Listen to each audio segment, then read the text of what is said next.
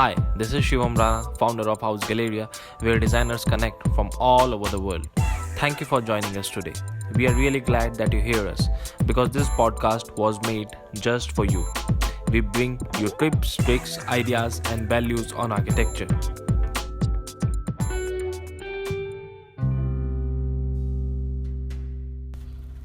On today's podcast, I am happy to introduce you to one very special guest. His name is Soufiane. Soufiane is a Moroccan architect based out of Paris. He is building his own international architecture practice while still he is in his 20s.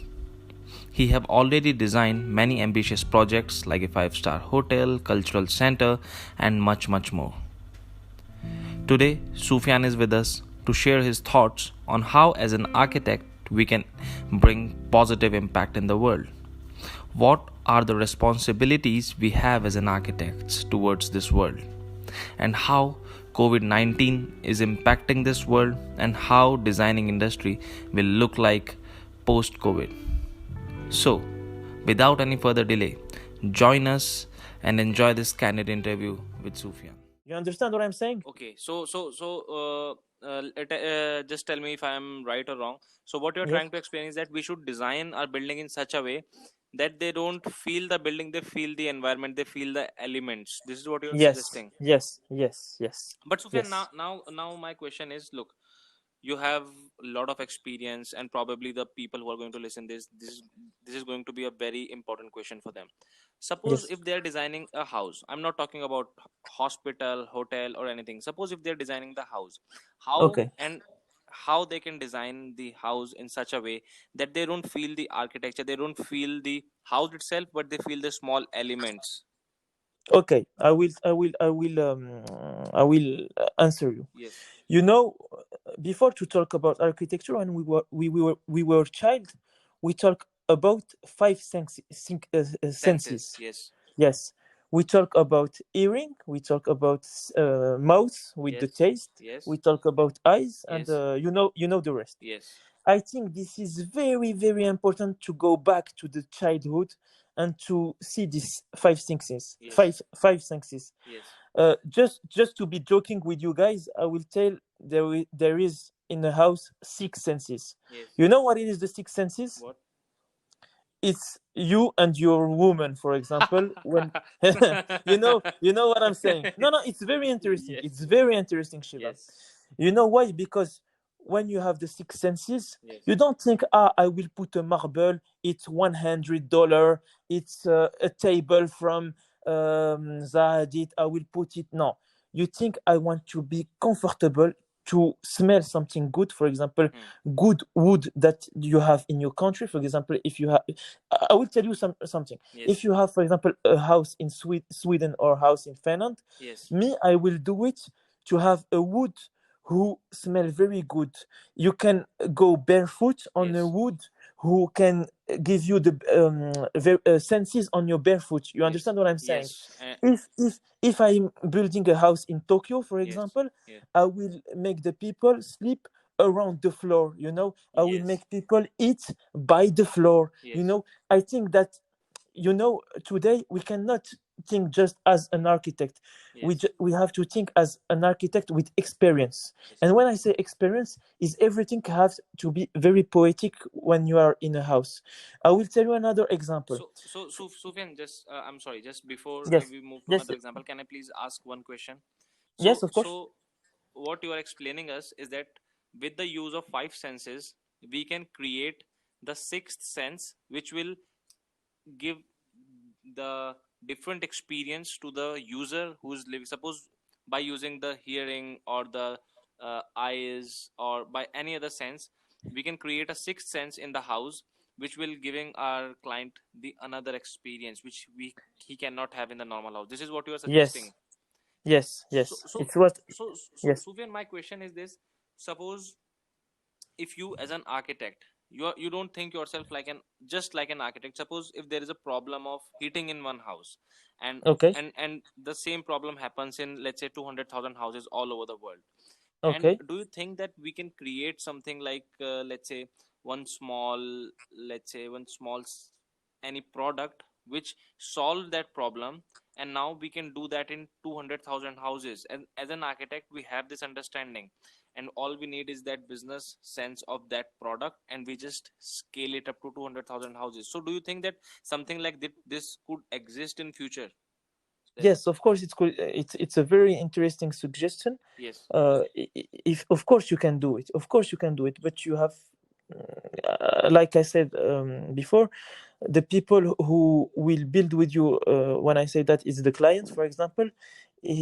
He will to he must follow you in your vision. You understand what I'm saying? Yes. Yes. So I think it's a very interesting suggestion. Yes. I think it's a very good idea, because what are you saying? I will just add something more. Yes. When you do that, you connect people. You understand what I'm saying? Yes. And it's very interesting. For example, if you do that in, for example, 100 houses or 5,000, for example, Yes. in India or in Morocco or something, I don't know, you have the same issue in every house. And this is very interesting, because the time that you will have to fix it is very fast. You understand? Yes. And when it's fast, it gives comfort to the people who live in it. Yes. So I think, I don't know if it fits your answer, but I th- I think I think it for me personally it explains it, but maybe if someone else have the any queries on it, they can definitely send us the query, and we can send in the link, like where they can send us the questions, so we you can answer them whenever we have the questions. So okay. Sufyan, let's because now we have understood a lot about ecology and your thoughts on pandemic and your thoughts on how we should be creating the experience for the clients. Now let's get to your particular thing, the projects you are doing. So firstly, can we talk about the project which you shared, the cultural center which you have designed in Morocco? Okay. If you allow me, Shivam, I will just introduce myself as an architect, and I will introduce Please, please go my ahead. experience. So me, I'm a Moroccan French architect. Yes. I was born in Rabat in Morocco. Yes. I do all my high school in Morocco until the age of 18. And the age of 18, I decided to go to France to do my studies. It was very difficult, because it was not the same environment. Yes. When I came to Paris, there was a lot of competition in the architecture school, Yes. which is was good and which is was not good. And it's very interesting to say that, because I think that there is many people of architectural school that will listen to this interview, Yes. and I can give him strength to be very good student architect, and not be resigning soon. Yes. So when I come to Paris, Yes. I was just a little boy in Morocco, and I don't have any culture. I don't have any museum in Morocco. We have excellent food in Morocco. We have excellent sunrise, excellent excellent beach. But we don't Yes. have the cultural thing that you find in Paris. Yes. And if you want to have my vision, I think that Paris and London, in Europe, there is Paris, London, and Berlin is the top of architecture in Europe for me. For me, it's my vision. You according to you, Paris, London, and Berlin, And Berlin, and Madrid, Spain is different. Spain, I think that they are the best architect in the world. I think that the Spanish people are the best architect in the world, okay. because they have this poetic, and they have the structural thing. Here in France, we have just the artistic, and we are very artistic. We are very good to do concept, but we are not good to do structure. And in Germany, we have structure. It's very engineering in Germany. Yes. So I think Paris and London is very good for architecture, and Yes. Berlin too. Berlin, because you have a lot of experiment. So when I came to Paris, I was just a little boy. I didn't have all like I said, the cultural thing. So I don't have anything. So I was in competition with the people with me in the school, and the people with me in school were very very good, very fast, very demanding of architecture, and I had to work hard, very hard, very hard. And when I work hard, I think that architecture is like football. You have some people who have, it's like soccer. You have some people who have talent, and you have some people who work very hard. I think that the people who have talent is like 2%. The other is like 1980%, the rest. But Sufyan, do you if you look okay, can I ask you one question on the two Yes, topics yes, of which course, of course, of course. earlier we were discussing about those star architects like Zaha Hadid, BRK Engels, and now we are talking about this thing from where it all begins. It all Okay. begins in our architecture school. So what you are saying, that the people who are really really really good at architecture, 98% of those people, they are just hard workers, and then only Yes, 2% are the natural talent. So yes. if you are saying that I am an ordinary guy who have Okay. very little or very average understanding of architecture, and if I work like my ass is off, do you think that I can become an like someone like star architect, or I can become a good architect? Do Yes, of course, of course. There is a lot of star architect that there is not talent. There is not talent. There is just hardworking, and there is very intelligent because they know how to go with people who have talent. You understand what I'm saying? For yes, example, I know many architects here in France. It's a star architect, for example. I will not say the name because it's in France and I can have some issue with them. yes, But they are star architect, and they will do the business thing because they are hard worker, but yes, they will take people with them in the team who has very good talent. We do the competition. So if you want to be a star architect, it's not just talent, or you can be ordinary guy, but you have to work very very very hard, and you have to have a vision of your business. You understand what I'm saying? Me, I know one of the biggest architects here in Paris.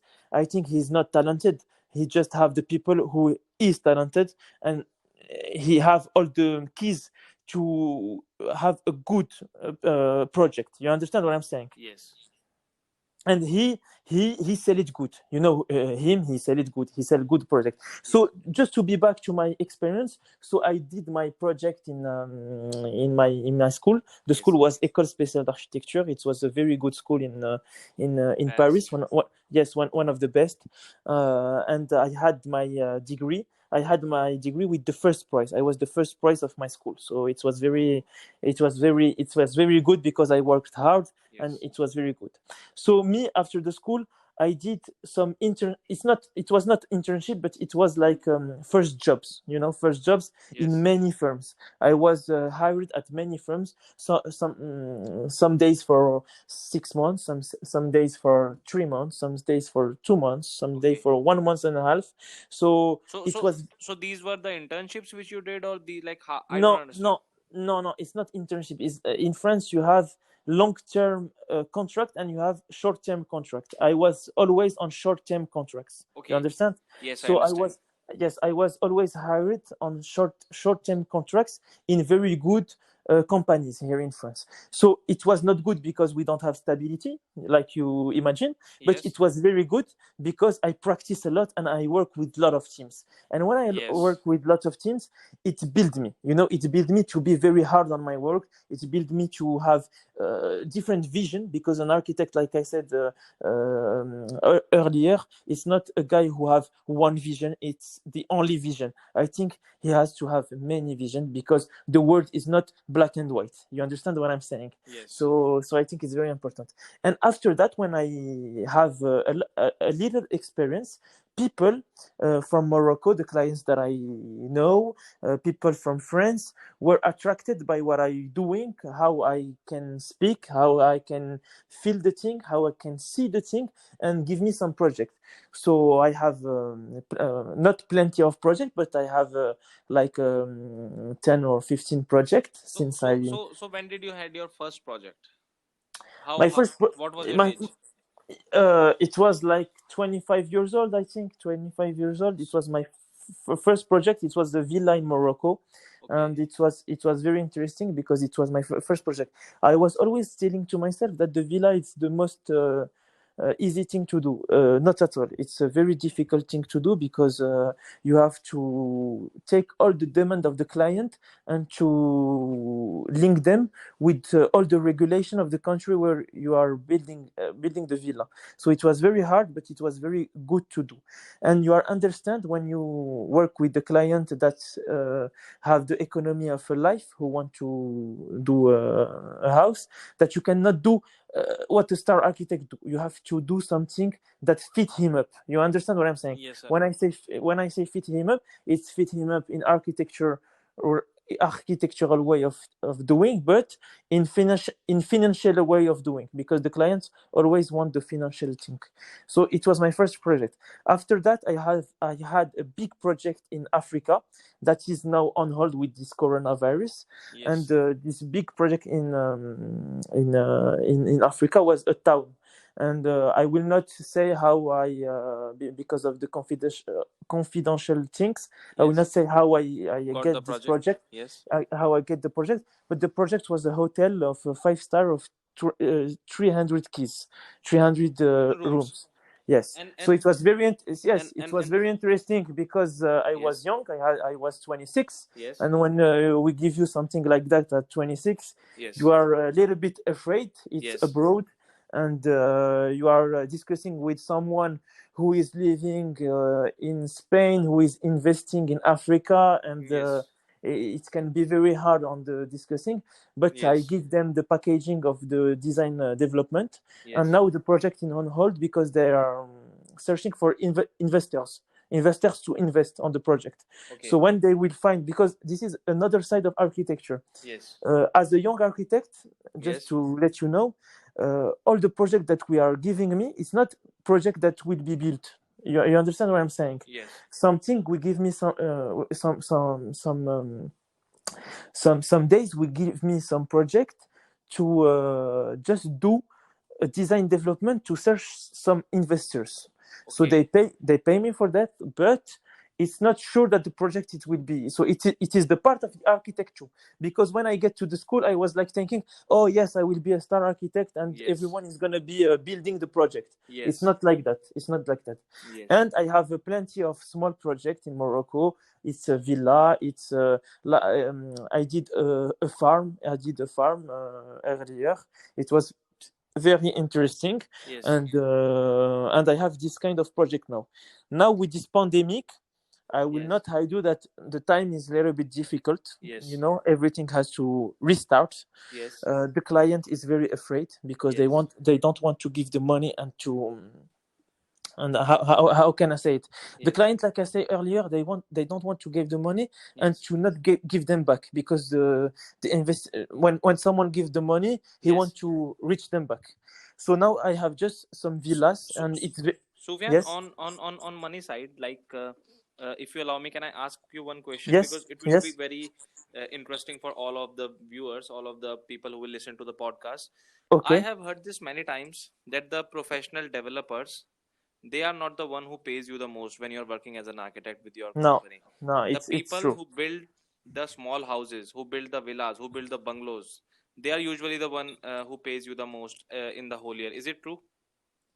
The one who pays you the most is the one that is it's particular. For example, the Yes. client who will do a beautiful house for himself and Yes. not to sell it Yes. is the one who will pay you, because he's saying, I work all my life. For example, Yes. if it's a doctor, he will say, oh, I work all my life, so Yes. now I'm no budget because this is my gift to myself. So Yes. this kind of person, when they do give to themselves, they Yes. will pay you very very lot, because Yes. it's own them.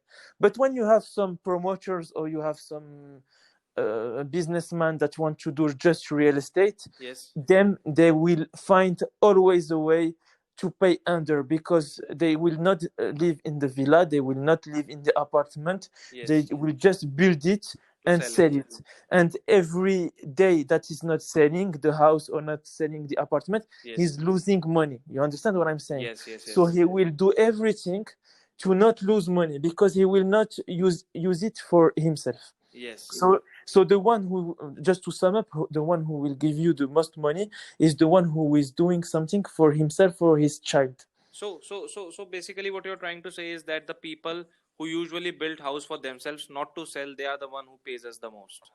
Yes, yes. And is it the same with the big companies also? The companies who are like But Jensen.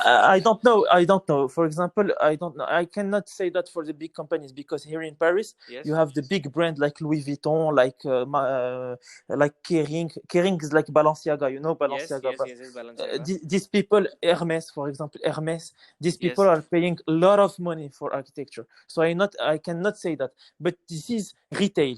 Retail Yes. is another. Yes. It's another thing in architecture. Yes. Retail is not architecture. Retail is interior design and accessories. So Yes. it is a completely different thing of architecture. Yes. So I think that for example the big companies who who who who spend most is like Louis Vuitton. Louis Vuitton, when they give to Frank Gehry something, it's like $600 million in Paris. Hmm. It's completely insane. So I cannot tell you the big companies is not giving money. When it's luxury and the brand wants to be famous, they give money. Yes. Yes. So I think you have, just to sum up and to the people to understand. I think there is different kind of companies. If it's luxury companies, they will give you a lot of money for hotels. They will give you a lot of money for restaurants. But when it's a real estate and they just want to sell to gain some money, they will not give you a lot of money. So if someone who's young and who's just trying to build the career up and who's also looking for the money, so what you can suggest them on this podcast is that try to look more for the people who are building for their dreams, who are building for what they want to live in. I And will I will I will answer the question by another answer. okay. I think that the people who want to gain a lot of money at a young age, they have to work in a progress way. They cannot have money directly. It's not possible because even if the big companies want to work with you, it will be very difficult because they will have the mentality of thinking, he is young, we are offering him a gift, and after this gift he will be known, so it will not pay you almost. I think the best way to start a career for a young architect or for a young designer is to begin slowly, to take a small project, very good, like for example a small shop that is very good access in the city, to be very known with this small shop, and after that to take a big apartment, and after that to take a big building, a small building, and after that to take a mid building, a middle building, and to go step by step. You understand what I'm saying? Yes. Yes. This is, I think that uh, the big money for a young age, it's not very good, because when you have big money you have big responsibility, and I think the responsibility you have to learn before you have responsibility. Yes, you are right. You are right. We need to do it slowly and steadily. Well, it Yes. makes a lot of sense. And I think, so we are not just in architecture, even in, if you look at in any trade or any business, it usually take 5 to 10 years before you start making really good money.